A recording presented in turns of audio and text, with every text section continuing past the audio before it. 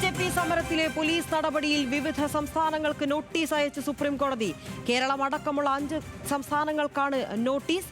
ഷബ്ന വിവരങ്ങളുമായി ചേരുന്നുണ്ട്. ഷബ്ന, ഇതിപ്പോൾ സുപ്രീം കോടതി കൃത്യമായ ഇടപെടൽ CJP പ്രതിഷേധത്തിൽ എടുക്കുകയാണ്. കേരളം ഉൾപ്പെടെയുള്ള 5 സംസ്ഥാനങ്ങൾക്ക് നോട്ടീസ് അയച്ചിരിക്കുകയാണ്. എന്താണ് നോട്ടീസിൽ പരാമർശിക്കുന്ന വിഷയങ്ങൾ?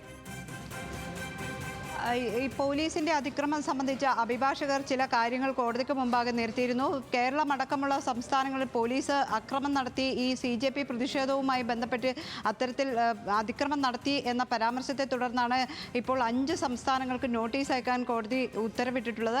അതോടൊപ്പം തന്നെ ബീഹാറിലടക്കം ചില വിദ്യാർത്ഥികളെ തടഞ്ഞു വെച്ചിട്ടുണ്ട്. പോലീസ് ഇപ്പോഴും പോലീസിന്റെ കസ്റ്റഡിയിൽ വച്ചിരിക്കുകയാണ് വിദ്യാർത്ഥികളെ. ബീഹാറിൽ 150ഓളം കുട്ടികളെ, അതിൽ പ്രായപൂർത്തിയാകാത്തവർ ഉൾപ്പെടെയുണ്ട്, അവരെ പോലീസ് പിടിച്ചു വച്ചിരിക്കുന്നു.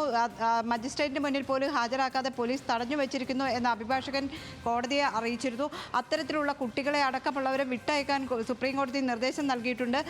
ഈ മറ്റ് സംസ്ഥാനങ്ങളിൽ പോലീസ് ഏത് തരത്തിലാണ് ഈ അതിക്രമം നടത്തിയത് എന്നത് സംബന്ധിച്ച വിശദീകരണമാണ് കോടതി ആവശ്യപ്പെട്ടിട്ടുള്ളത്.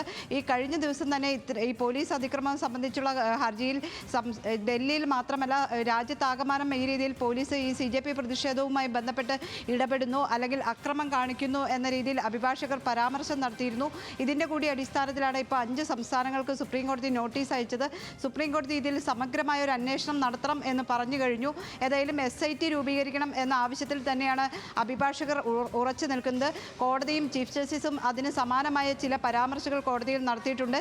ഇപ്പോഴും ഇതുമായി ബന്ധപ്പെട്ട വാദം കോടതിയിൽ തുടരുകയാണ്.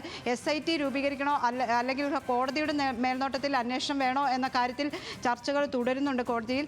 ഏതായാലും 2 സുപ്രീം കോടതിയിൽ നിന്ന് റിട്ടയർഡായ 2 മുതിർന്ന ജഡ്ജിമാരുടെ പേരുകൾ അഡ്വക്കേറ്റ് പ്രശാന്ത് ഭൂഷൺ കോടതിക്ക് മുമ്പാകെ വെച്ചിട്ടുണ്ട്.